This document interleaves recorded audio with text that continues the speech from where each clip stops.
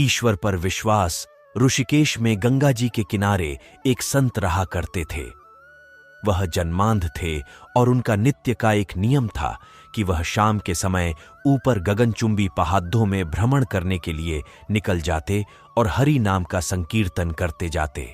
एक दिन उनके एक शिष्य ने उनसे पूछा, बाबा, आप हर रोज इतने ऊंचे ऊंचे पहाड़ों पर भ्रमण हेतु जाते हैं, वहां बहुत गहरी गहरी खाइयां भी हैं और आपको आंखों से दिखलाई नहीं देता। क्या आपको डर नहीं लगता अगर कभी पांव लटखधा गए तो?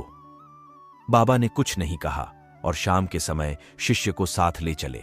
पहाड़ों के मध्य थे तो बाबा ने शिष्य से कहा, जैसे ही कोई गहरी खाई आए तो बताना। दोनों चलते रहे और जैसे ही गहरी खाई आई, शिष्य ने बताया कि बाबा, गहरी खाई आ चुकी है।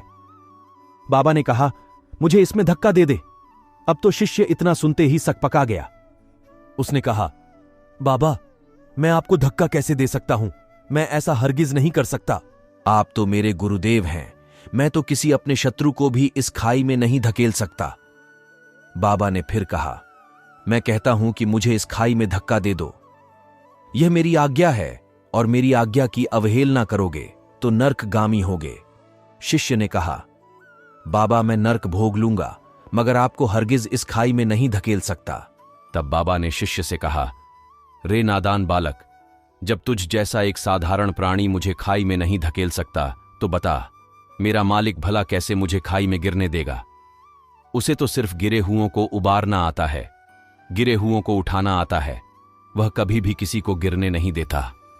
वह पल पल हमारे साथ है, बस हमें विश्वास रखना होगा उस पर।